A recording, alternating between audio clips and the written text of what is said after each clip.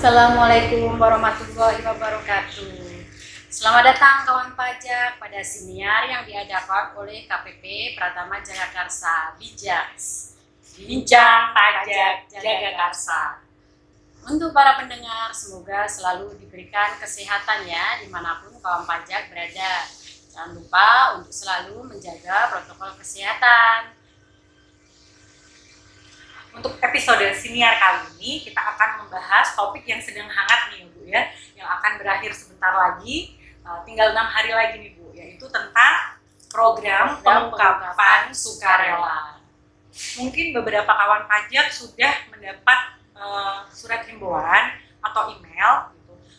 Mungkin ada yang sudah mendapat 2 kali, 3 kali. Ini apa sih sebenarnya gitu kan? Ada yang masih bingung gitu, ada yang nanti deh gitu, nanti kita akan ikut tapi nanti aja gitu. Nah, ini kita akan menjelaskan mengenai perbedaannya karena di program pengungkapan sukarela ini ada 2 kebijakan, yaitu kebijakan 1 dan kebijakan 2. Jadi kita akan jelaskan perbedaannya antara kebijakan 1 dan kebijakan 2 sehingga kawan pajak semua bisa langsung memutuskan, oh ya saya mau ikut kebijakan 1, saya mau ikut kebijakan 2. Seperti itu. Ngomong-ngomong, ini sebentar lagi akan selesai ya? Iya betul Bu.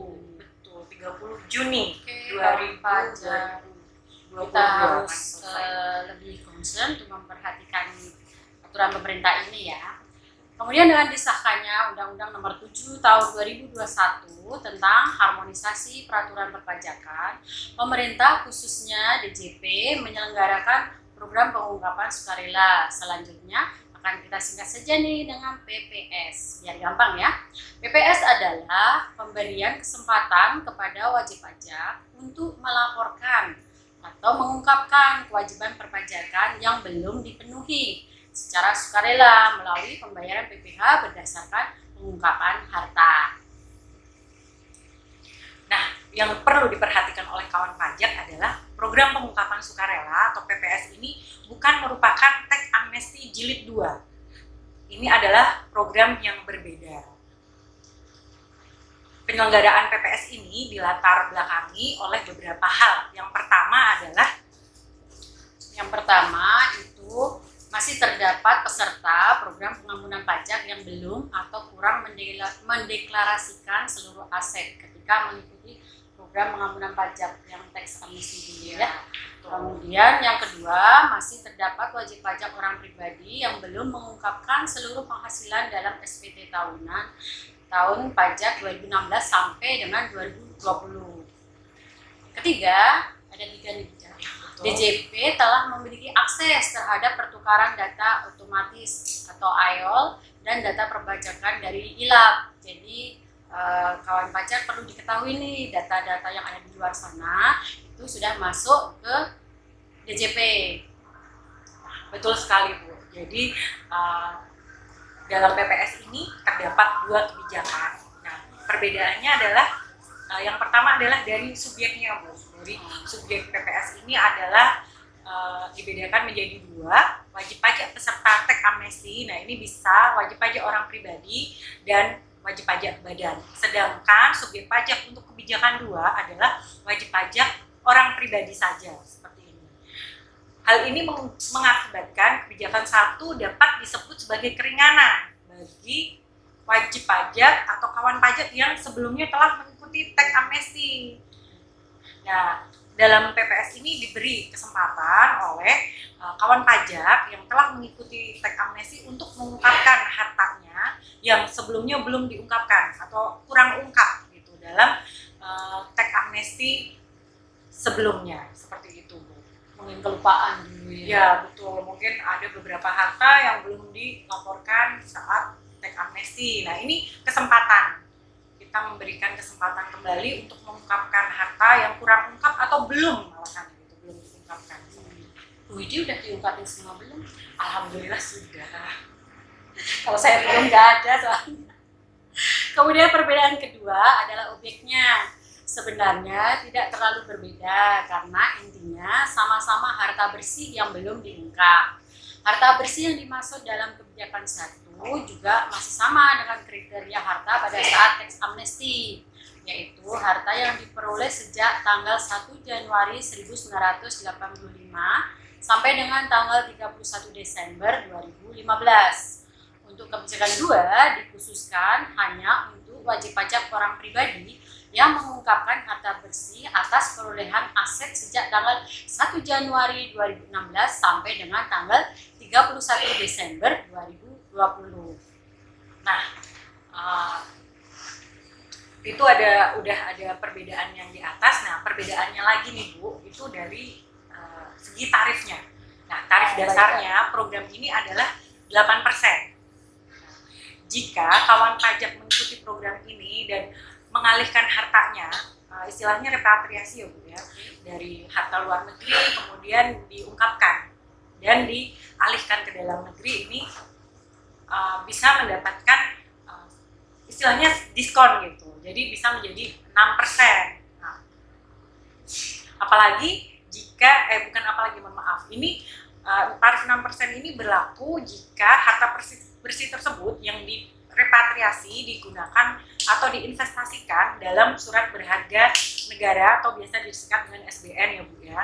Kemudian diinvestasikan di kegiatan usaha sektor pengolahan sumber daya alam hilirisasi dan sektor energi terbarukan di wilayah negara Indonesia. Kemudian untuk kebijakan 2, tarif dasar ditentukan sebesar 14% untuk aset luar negeri repatriasi dan aset dalam negeri. Kenaikan 18% untuk deklarasi luar negeri dan 12% untuk aset luar negeri repatriasi dan aset dalam negeri yang diinvestasikan dalam surat berharga negara atau SBN. Kemudian diinvestasikan di kegiatan sektor pengolahan sumber daya alam atau hilirisasi, kemudian sektor energi terbarukan. Kepada kawan pajak diberikan kesempatan untuk memilih tarif dan ketentuan mana yang dapat dilaksanakan, dan diharapkan jangan sampai kawan pajak buat prestasi atas ketentuan yang sudah dipilih. Misalnya menyatakan bahwa akan menginvestasikan ke SBN, tetapi sampai pada waktunya tidak juga, entah mungkin lupa atau memang berpikir-pikir lagi, maka DJP nanti akan mengirimkan surat teguran kepada kawan pajak untuk menyetorkan tambahan PPh final secara sukarela atau akan ditetapkan oleh DJP melalui surat keputusan pajak yang harus dibayar lagi tambahannya berapa. Oh iya Bu, tadi ada yang ketinggalan ternyata Bu. Jadi untuk kawan pajak yang telah mengikuti teks amnesti kan boleh untuk mengikuti kebijakan 1. Nah, tarifnya kan tadi sudah disebutkan ada 8% dan 6%. Ya. Nah, bagi kawan pajak yang setelah mengikuti teks amnesti tetapi tidak merepatriasi hartanya ke dalam negeri, itu tarifnya menjadi 11%. Jadi tetap lebih rendah dari kebijakan 2 seperti itu. Jadi itu tadi yang disebut dengan semacam keringanan untuk peserta teks amnesti seperti itu Bu. Iya. Jadi sebenarnya kita sebagai warga negara Indonesia itu kepengen juga ya ikut membangun negeri ini dengan harta yang kita miliki gitu kan. Betul ya. sekali. Jadi ya moga-moga kawan pajak akan tergerak hatinya untuk ikut membangun negeri kita ini supaya lebih oke. Kemudian bagaimana dengan mekanisme investasinya? Investasi dapat dilakukan dengan pembelian SBN tadi Bu, seri khusus di pasar perdana dengan private placement.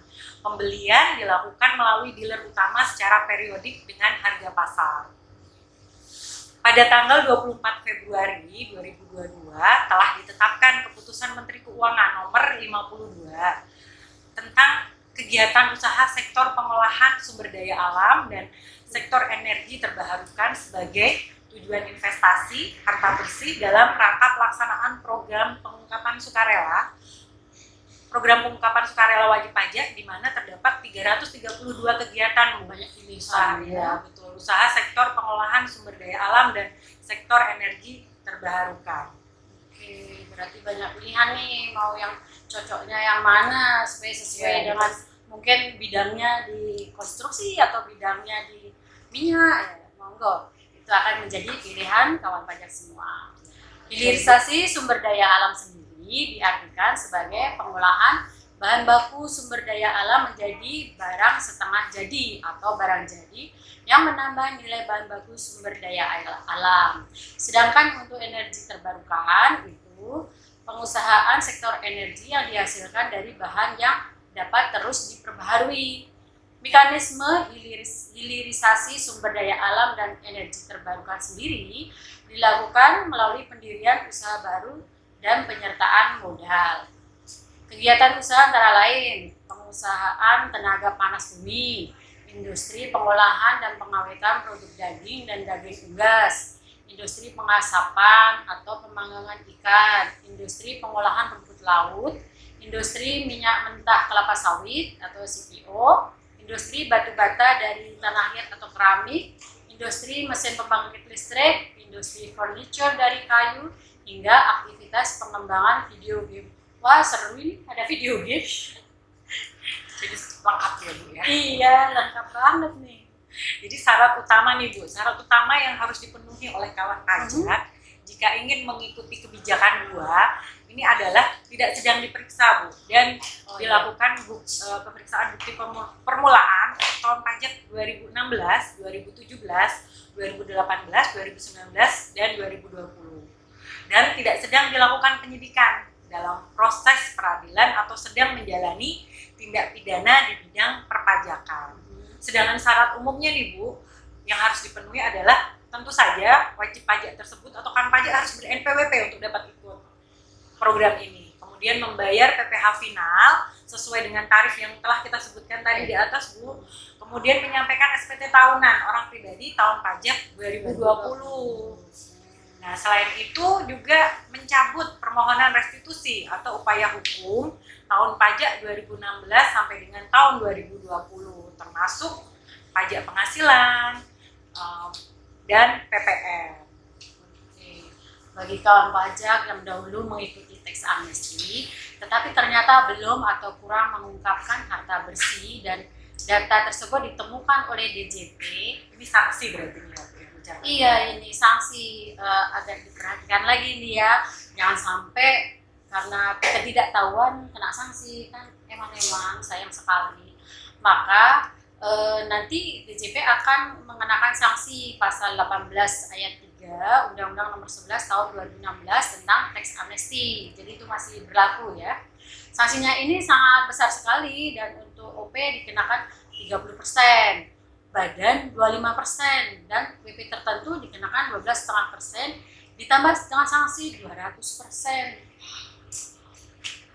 Jadi kalau dulu ikut teks amnesti dan ternyata ada deposito, di contohnya ya, dulu sudah ikut teks amnesti ternyata ada deposito tahun 2015 sebesar 1 miliar yang belum dilaporkan dalam surat pernyataan dan data tersebut ditemukan oleh DJP tahun 2022 ini, maka DJP dapat menetapkan sanksi sebesar 30% dikalikan dengan 1 miliar jadi 300 juta ditambah dengan 200% dikalikan 300 juta.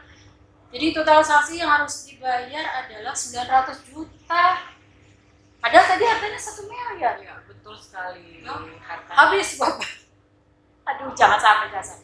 Besar sekali ya. Nah, kalau memanfaatkan BPS kebijakan 1 ini, maka tidak dikenakan sanksi undang-undang teks amnesti tersebut. Misal memilih untuk menginvestasikan ke SBN, maka cukup setor PPh final sebesar 6% dikalikan dengan 1 miliar, yaitu 60 juta.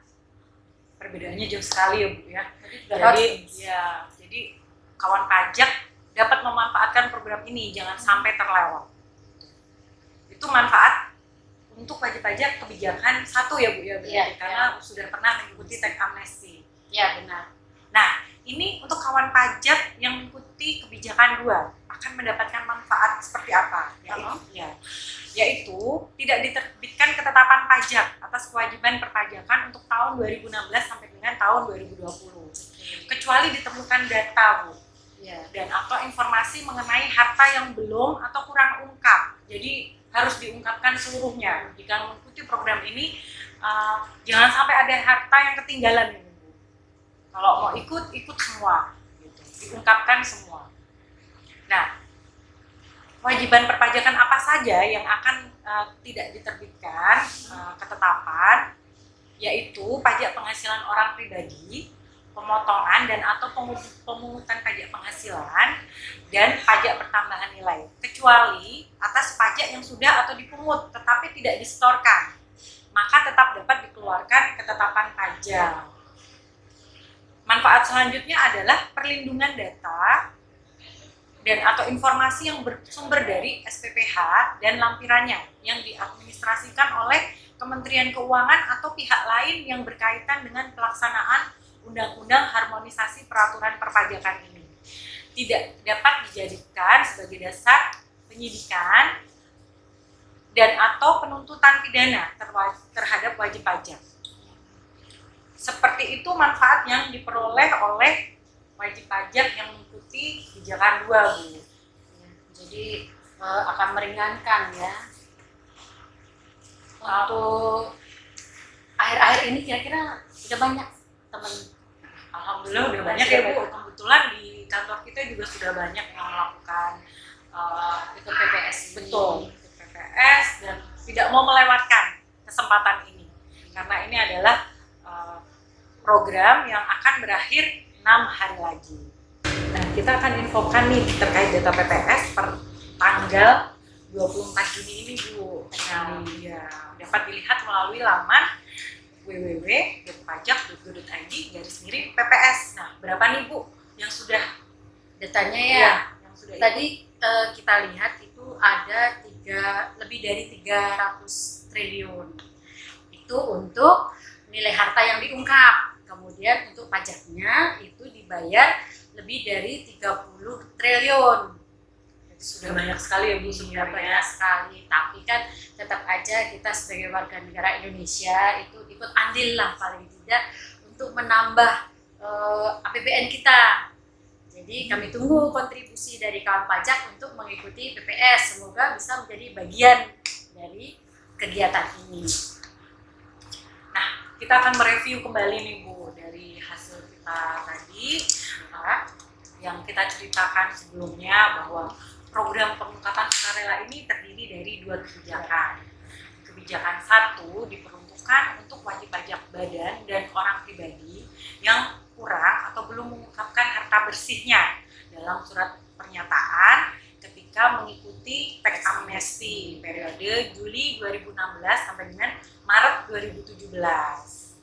Nah, untuk kebijakan 2, Ya, kebijakan 2 ini diperuntukkan hanya kepada wajib pajak orang pribadi yang belum melaksanakan kewajiban perpajakannya secara sukarela dengan membayarkan PPh final berdasarkan pengungkapan harta yang belum dilaporkan dalam SPT tahunan PPh orang pribadi tahun pajak 2020 atas harta yang diperoleh dari tahun 2016 sampai dengan 2020 dan masih dimiliki sampai dengan 31 Desember 2020.